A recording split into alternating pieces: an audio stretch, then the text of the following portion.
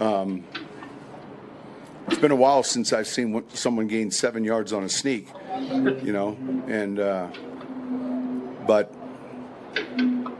yeah, he's one of the stars of our league. And yeah, there you go. That's Sean Payton talking about Josh Allen. Welcome to Altitude Football. It's Coach Sanford along with DMac as we hear from the Broncos as they're officially back to work, Coach. Dude, it's time, man. This game's close. It's 3 days away, 4 days away. It's unreal, man.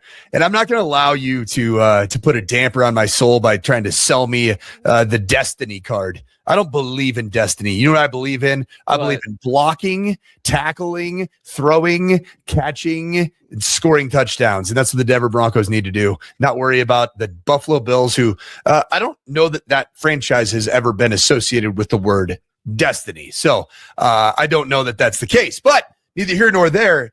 I'm excited to hear about certain myths that might exist about postseason football. Yeah, I'm glad I live in your head, by the way. But yes, Sean, it was you who said that? Huh, I didn't know it was you. Oh, really? Is that why you brought me up by name on your radio show? Huh. Yeah. I do it often. We're brought to you by, we'll get to the myths. It's great. But we're brought to you by Journey Spice. And if you go to this QR code, you can save yourself 10% using the code 20playoffs. That's 20 playoffs at Journey Spice. So no matter what your meal is, it's going to taste so delicious with Journey Spice. Wide variety, organic, non-GMO. It's Annan and Rosa, local mom and pop company. And they are moms and pops. They're young moms and pops, but they're moms and pops. So use this and do yourself a favor and dig into the deliciousness of Journey Spice. Yeah, the myths of the playoffs. All right, I got them all lined up. You ready for Sean Payton and myth number one? Give me myth number one. Drum roll, please. There's some myths relative to the playoffs. Home field's important relative to the crowd noise, but just look at the weekend we just had. I don't know what the numbers were. So I know our crowd will be fantastic. We've got to be ready to play our best game. Home teams 3. Visiting teams 3. Am I right?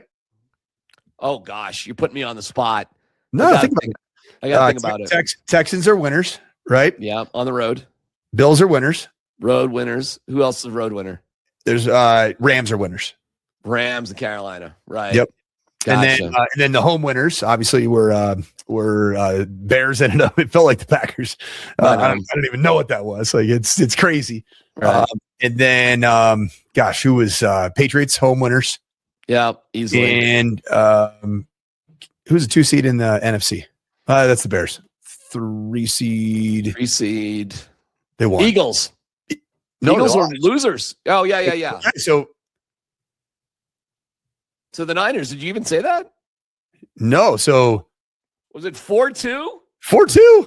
Wow. 2-4. Sean Payton's myth. Damn. Not debunked. His myth is correct. Do you want us to not believe in your team, Sean? Wow. How about that? 2-4. Home teams were 2-4 in the that's bananas. In the wild card round. Why do you think? Gosh, I think the divisional winner thing versus the wild card winner makes it unique. I think when you get to the divisional round, you feel like the dust has settled a little bit in terms of. I know the Panthers acquitted themselves well against our colleagues at Kroenke Sports and Enterprises, our coworkers, the Los Angeles Football Rams. Yeah. But at the end of the day, the Rams are a much better football team than the NFC South Carolina Panthers. And the same thing on the AFC side. I mean, the Steelers are bad. So just right off the bat, that's two bad playoff teams. And that could skew your numbers from 4-2 to 2-4, right? And then the other ones were good games, right? I mean, they were good games. And granted, the Chargers, I guess they lost it on the road, but I feel like every other game was tightly contested. When you get to the divisional round, man, me and Raj and I were talking on the morning sprint earlier today. Is there any game in the divisional round that looks like it even has the chance to be a blowout? Or a two-score game? Brother, I'm not going there because it bounces off a dude's helmet into a dude's arm. You It's a know, lot of dudes, man. It's a lot of dudes. Even that Steelers game last night, I mean, it was 6-7. It was quite a bit. Yeah, And stayed there 6-7 until it's 36. You gotta love the big guy. I'm sorry, his name's escaping me, but like he doesn't fall on the ball. He just picks it up.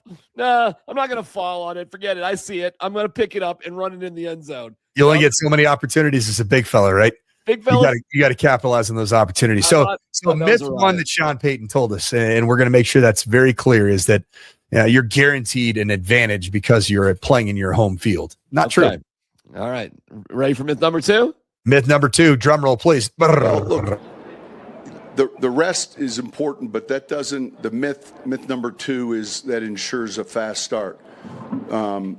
It doesn't. You understand this. We're playing a team that's coming off one of their biggest wins in the last 10 years. And so we've got to earn a fast start and take advantage of the energy, take advantage of the rest, but it has to be done out here. And today was a good start. I actually don't think that's a myth. No, it's really good. It's not a myth. I think that's the exact opposite. I think the myth is that if you have a bye, you're rusty. It's, not that you start fast. I think he was alluding to the fact that having home field advantage in a home crowd is going to lend its way towards a fast start. Oh, okay. Because would you think that, because it felt like Sean was piggybacking off myth number 1 of home field advantage leads to higher likelihood of victory. And also, myth number 2 is that you're going to most likely get a fast start. But I'd say this about, has Empower Field yielded any Broncos fast starts at all recently? No, I don't know what he's talking about. Fast start. I mean, the Broncos have I would have to really think. Well, they haven't jumped out on anybody. I know, I'm trying to think. Jumped out on anybody. Because they scored a touchdown at home to start a game. I think it's happened once all year. I think. Jeez. Was it Green Bay? Did they score on the first drive against the Packers? I don't think so. They played pretty good in that game, but it did eventually. Yeah. But it hasn't felt. I mean, the Packers felt like they started fast. Do you remember that? I know, that's a bad myth right there. It's not even. I think that's what he's trying to say, right? That's what he's trying to say, that there's nothing that just guarantees you success or even the illusion of an advantage. Yeah. And I think that now I like what Sean did say there about you earn a fast start, right? And you've got to earn the right for your rest and your recovery and your home field advantage to go out and execute the plays that help you get a fast start. That's what I'm thinking that Sean's alluding to there more. All right, he's losing me on myth number 2, but let's go to myth number 3. Shall we? Myth number 3, postseason experience is important. Okay, so it's not. Doesn't matter if you've been there before. So should we throw away the fact that Josh Allen has averaged 311 passing yards, the most of any quarterback in NFL history in the postseason? Just take that, and he has the most rushing yards. Throw that in the garbage too. Doesn't matter. It's crazy. Or is he trying to buck up his own team because hardly any of them have actually been to the playoffs, or not that many? No, I mean, I went back and did an exercise in futility, if you will. The defensive unit, some special teamers, and your offensive line, predominantly, or parts of your offensive line. They're the ones that precede Sean Payton in Denver, right? Yeah. And so a lot of those cats have never experienced postseason success. The guys on your football team that have experienced postseason success, Talanoa Hufanga, Dre Greenlaw, that it? Mike on defense? No, just in general. Mike McGlinchey's won playoff games with the Niners. Yeah. I guess Zach Allen didn't have anything in Arizona. That's for sure. Ben Powers, I don't think he had anything, right? He didn't have a lot of juice coming in. I'm not aware of it. Oh, we're just on the whole team. Yeah, I mean, but think about it. Ingram, no, I get you. I mean, they all went to the playoffs last year, but yeah, they're all in one. They're all in one. You know, it wasn't very good. I think that's a Josh. Well, I mean, when you see the Bills celebrate post game, it's like, okay, you know, that's a team. That's a we're been there, done that sort of team. Right. It wasn't over the top. It wasn't Ben Johnson freaking out. It was just like, all right, hey, you know, we got this done. Let's go. And then, I mean, how many playoff victories does Josh Allen have in his career? Is it 5? I think it's 5. Yeah. I think it's 5. So you know what? Is it more than that? I don't know. You know what, man? Josh Allen. I'll look it up. Yeah, he is. He's 8-6. Oh, okay, you got it before me. All right, yep. 8-6. That's a lot, man. A lot of experience. Yeah. Listen, we tried it. Remember us doing this last year? Like we were trying, me and you. We're talk ourselves so into hard. And then we go to number 38, and we're, you know. Oh yeah, let's go. Get fired up, man. It's time. This is it. Oh gosh, it was the wind came out of the crystal sails. Dude, I think we both left before the game was over. Didn't we? Like, wasn't it something like that? Like we actually left our own watch party. Yes, and it was a bloodbath. The unraveling wasn't till later, but it was ultimately a bloodbath. So I'm going to disagree with Coach on myth 3 about experience. I think it actually does matter. I think it matters a lot, actually. Yeah. So, but Sean says it's a myth. Then we had this follow-up question by Chris Tomlinson of the Denver Gazette. This is great. What are some of the other myths? Would you like to go through? No, you have to hit them. I'm not going to. You're the one who's asking the questions. It's your time. Jeez. Yeah, because Sean's just making this shit up as he goes.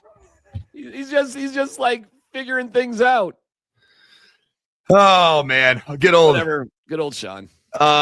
Shawnee. Yeah. I mean, our guy.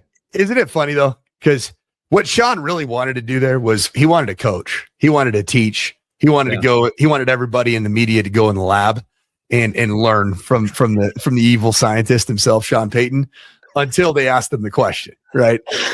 Oh my God, you got me laughing. It's so funny.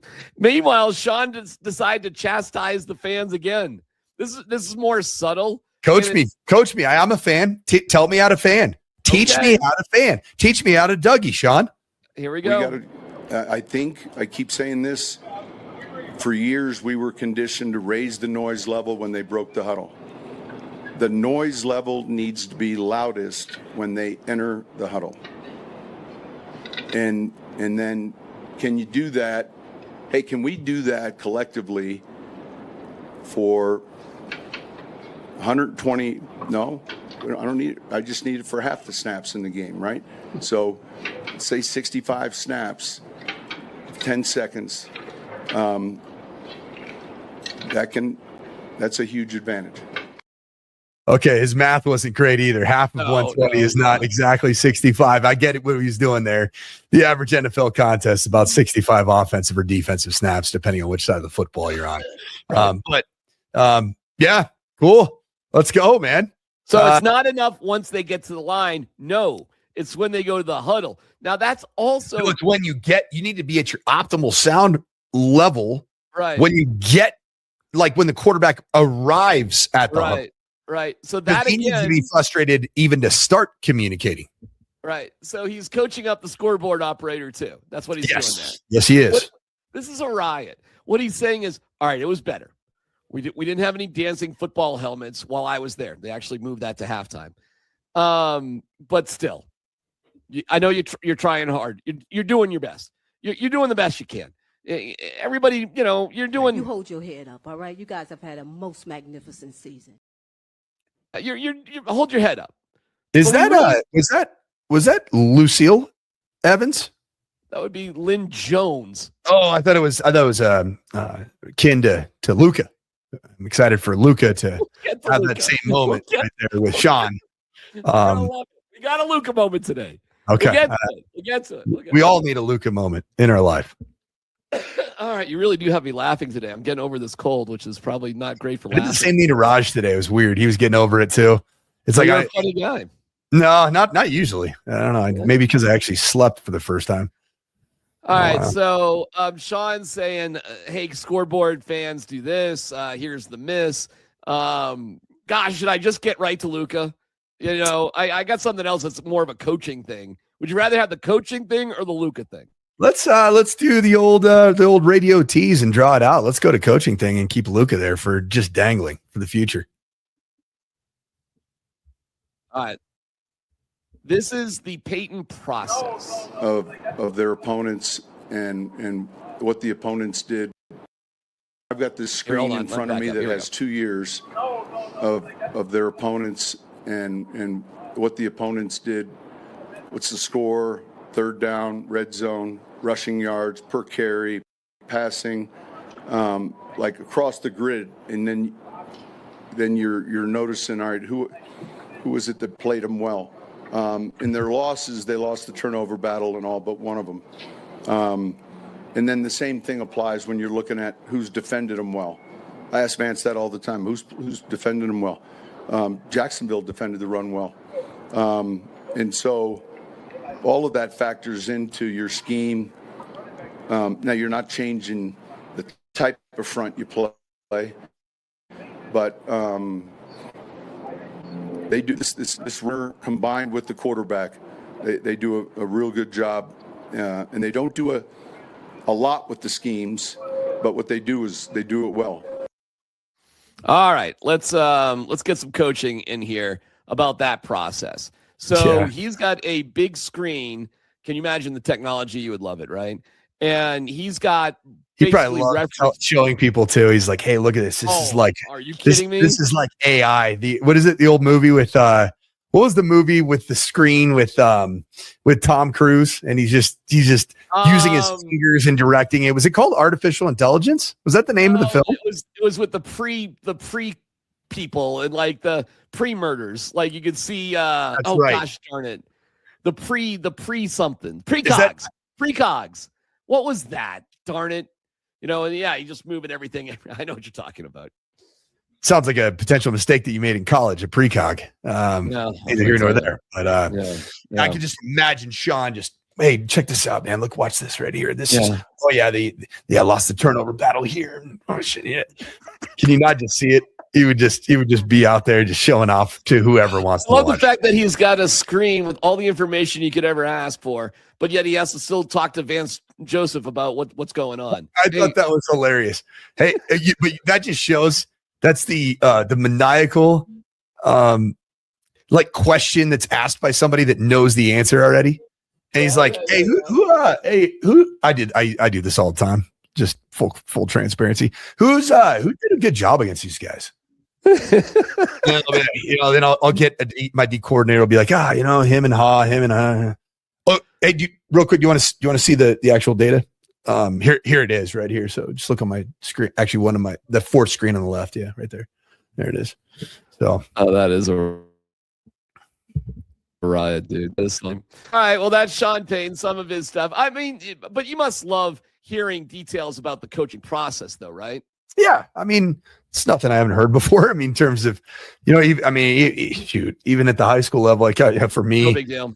I mean, you're getting ready to play a team like Cherry Creek, who nobody defended well. They basically mercy ruled everybody in the second quarter, including the number 2 team in the state of Utah. You're like, okay, who did a good job against them?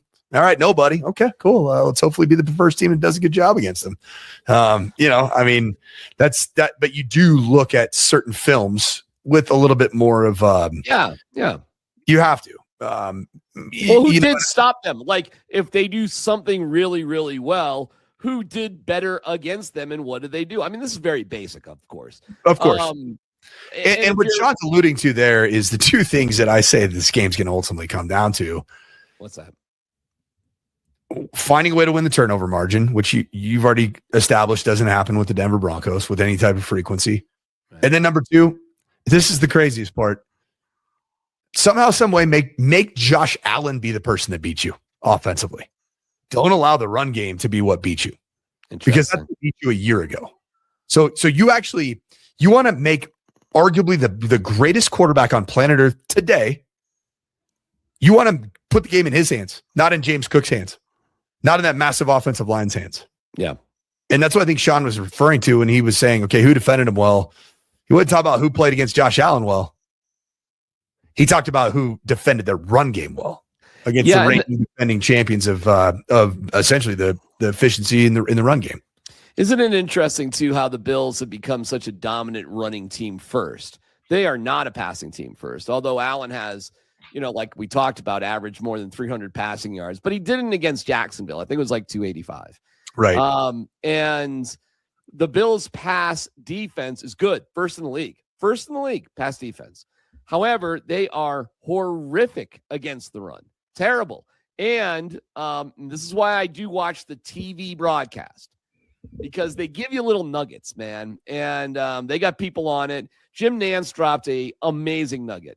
Not only are the Bills the terrible run defense, period, but they're the worst team when the opposing quarterbacks run against them. Worst in the league. And it's like, okay, that's a good one. That's a really good one to know. And this just plays into what Sean probably hates doing the most. Running the ball and probably running Bo. And running Bo. Yes. Yeah. But I mean, Coach, if you're going to beat the Bills and Bo Nix you're not going to be 24 forever or 25, however old he is. I think you got to do that. I mean, running the ball is obvious, but I think you got to design run plays for Bo, not just scrambling around. And in particular, the Bills defense is softest against the run on the outside. So, and that's part of what has led to some success for Bo Nix in some of the big moments this year. Do you remember the little quarterback sweep play that Bo Nix ran against the Giants to get things really cooking? Yes. That was an outside designed run on a pin and pull scheme, which means like the tight end is down blocking, he's pinning the defensive end, and the tackle's pulling for Bo. And it was fantastic. It was awesome. And I haven't seen a whole lot of it. I think maybe you've seen it twice since that part of the season. That was early, man. What was that, in October? Yeah. There's a ways to go. So I think there's other ways that you can get on the perimeter. There's been a lot of that zone read, almost that Colin Kaepernick, old school, Lamar Jackson in his prime, where you read the defensive end on zone read, and then you have a tight end like an Atkins or a Troutman that's a lead blocker out in front of Bo. It's kind of a way to get there, but you know what happens in a lot of those is Bo ends up handing him off to the running back because it's a true quarterback read. It's a zone read. It's not just a designed run where you are running it hell or high water. So that's what I want to see a little bit of that. I want to see like Bo Nix could be really good running quarterback counter, which is basic. It has the ability to become a kind of a sweep run as well. Off some motion, use some eye candy with a Marvin Mims motioning either, into the backfield and then out of the backfield or from the backfield, and use him as a potential screen option if the numbers are good. And then the quarterback runs away from it. There are opportunities inside the 20-yard line to design some big plays for Bo. And he's good at it, man. He's good when you just decide to do it. What would hold you back, man? There's nothing stopping you right now from calling 7 quarterback design runs inside the 20-yard line. What's stopping you? Nothing, and that's exactly what you should do. And I bet you Sean knows it. And I don't think there's much the Bills can do to stop it. And the frustration of not finishing in the red zone has been pretty huge. Especially the last 2 weeks against bad teams, right? Yep. In the last two games that you played, I mean, you got down there, 6 times? And you had maybe 7 times? You had 1 touchdown to show for it? Terrible. You can't do that. And that's why the Jags, by the way, went for it on 4th and 2 up 7-3 in late in the second quarter. And they got unlucky because Lawrence, who's such a big dude, dives and his shin brushes the turf. He had the first down easy. They get that first down. They probably score a touchdown. They probably win that game. But the Bills take that opportunity and go like 94 yards for 7 points. So that is a turnover on downs. The Bills converted into a touchdown. And that is just an absolute killer, Coach. Absolute killer. And other than that, the Jags were really good in the red. They were 3 for 4 in the red zone. But the Bills were 3 for 3. and the Bills won the giveaway takeaway battle. And the giveaway the Bills gave was a fumble on a kickoff return, right? Like stupid. Like not even, I mean, weird things do happen, but that's not like somebody on their offense, a core player for them, made a mistake. They didn't. So the Jags,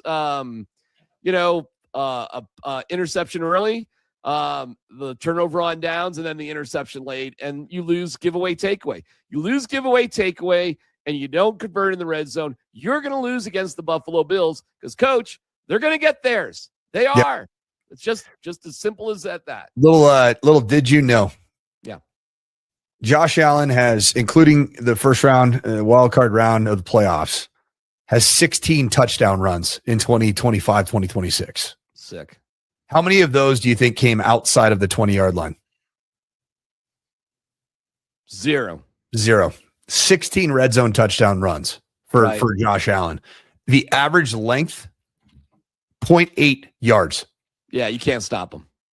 I mean, once they're down there, it's happening. It's an inevitability. Third in the league on third down, fourth in red zone. Josh Allen, it's over. And it most likely is going to be a touchdown. Yep. So it forces your hand on the other side. Correct. From an offensive standpoint. You've got to capitalize. Yeah. When you get into those moments, you've got to get it done. That's why you've got to exhaust all avenues of possible success, whatever that may look like. Inside of the 20, inside of the 10, settling for a field goal is going to be brutal. And it might cost you the game. That's the way that might go. So, all right, let's get to the Luka stuff. It's an interesting one. Yeah. I think that Sean Payton, in terms of like his trajectory since I've been watching his play calling closely, I would tell you this. Sean has under-delivered in spots that really nobody gave a huge crap about. Sean has over-delivered in the moments where the nation was watching. I think. Interesting. I think that primetime moments, Green Bay Packers game, delivered the goods. Kansas City Chiefs, good on good, Mahomes on Bo. I thought he delivered the goods in that one. Dallas Cowboys. I felt like the Cowboys, because they were a sizzling hot offensive football team. Granted, their defense was buns. I thought that was a game where Sean Payton delivered the goods offensively. He always has response games. Think about his couple wins, significant wins in the 2023 season. That was Russell Wilson against Buffalo, beating the Bills. And that was also against Patrick Mahomes and the Kansas City Chiefs. And that's where Sean Payton is delivered in the biggest spots. Where I think that Sean Payton is going to be defined in terms of the success that he has as a play caller. And he's way more than just a play caller. He's a big reason that this team's a bunch of grown-ups instead of a bunch of children like it was 4 years ago. Sean Payton's going to be judged on it based off of early down red zone offensive success. First and second down. That's where I want to see juice. I want to see creativity. I want to see utilizing the legs of Bo Nix. I want to see really good. And he has the ability to be really good in that spot. We've seen it. Some of his naked really good bootleg. But it just doesn't feel like we've seen all of it with any type of regularity in recent days. Sean's going to want to put on a damn show. Okay. He's going to want to put on a show for the national pundits and scribes to let him know. Because I think he's tired of people saying, yeah, the Broncos are great. They're great on defense. Vance Joseph's doing awesome. Bo's really good at just bailing out, the team at the end. Sean wants to show everybody, I am that guy. I am that guy. And that's something I'm looking forward to seeing.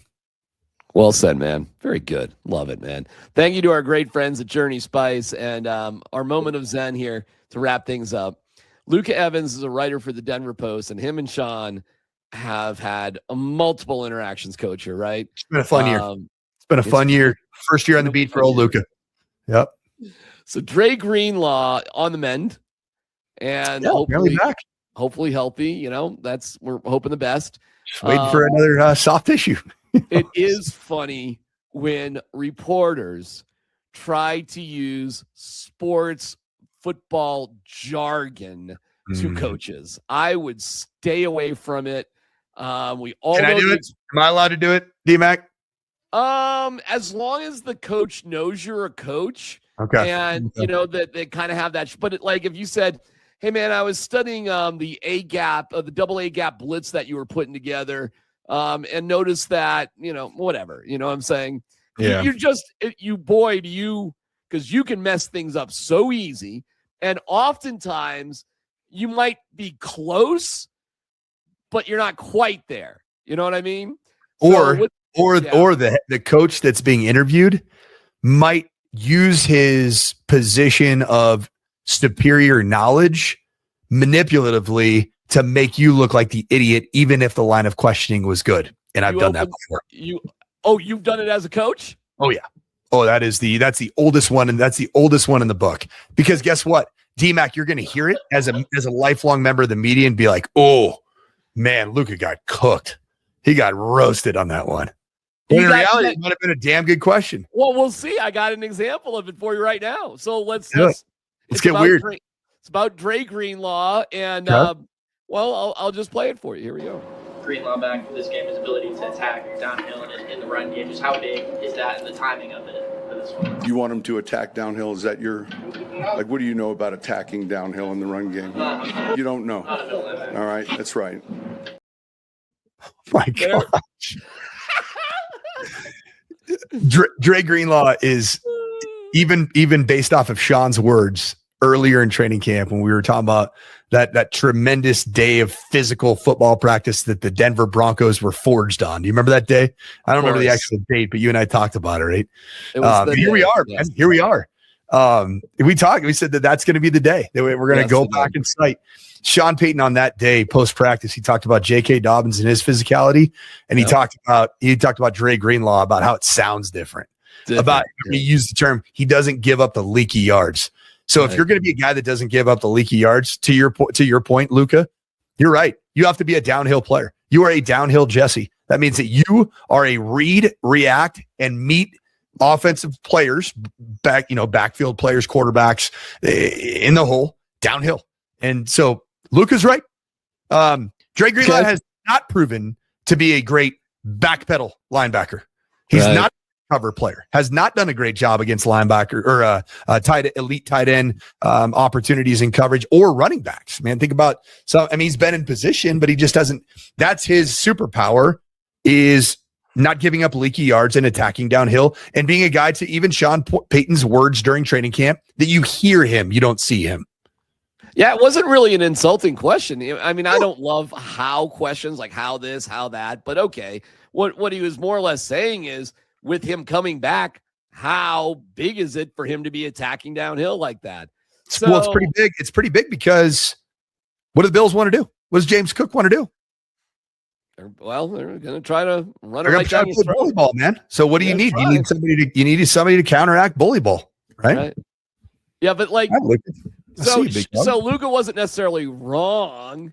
I don't even think he asked the question. I don't even think he wasn't even inferring that Dre should play downhill. He was just saying that's a characteristic of his style of play, a good characteristic of Dre Greenlaw's style of play. And I think Sean, he was obviously looking to pick a little tiff. It wasn't a fight, but he was looking to pick a tiff, and he was waiting for some type of slip. Because he looks at Luka, and you and I love Luka. I love Luka. He's my guy. Okay. Luka doesn't look like he's ever fit any run play in the A gap in his life. That is true. Luka doesn't look like he's necessarily done a lot of even coverage in 7-on-7 tournaments. Okay. That's so funny. But guess what? Sean Payton and I, we're quarterback guys. Neither have we. I've never fit anybody in the A gap. I haven't. Have you? I mean, I don't know. No, are you kidding? Of course not. Great stuff, Coach. As always, we'll be back on. Well, hey, what are we doing here? So Saturday, 2:30, Mile High post game show on. Are we TV. live? Do we know anything? I don't know. I should keep my mouth shut because I don't know anything about that. So I don't know nothing. We'll be doing nothing but football. Oh, you know what? Programming update. Yeah. Join me and Romy Bean on Saturday morning, CBS. We're going to do a little bit of the 10 a.m. in studio, man. That's going to be the first for me with old Romy. And the game is broadcast by CBS, right?